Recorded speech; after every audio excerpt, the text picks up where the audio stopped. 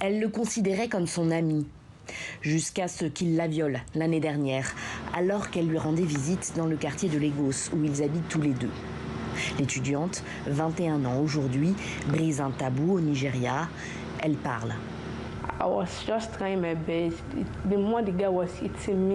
Je faisais ce que je pouvais. Le gars me frappait toujours plus, il me battait, il me jetait n'importe où.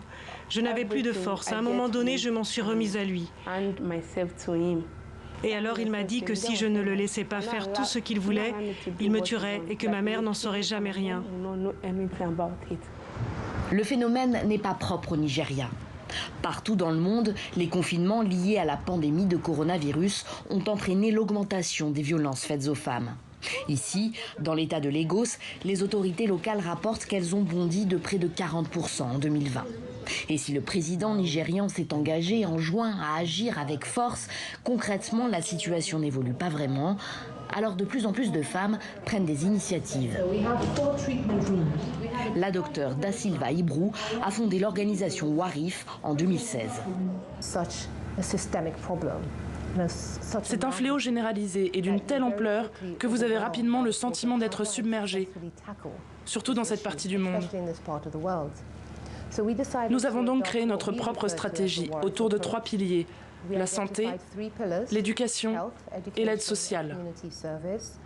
Examens médicaux et collecte de preuves matérielles pour aider le travail de la police. Thérapie individuelle et de groupe pour les victimes. Sans oublier de sensibiliser les garçons à la question des violences faites aux femmes. Car au Nigeria comme ailleurs, on a tendance à stigmatiser et à blâmer les victimes.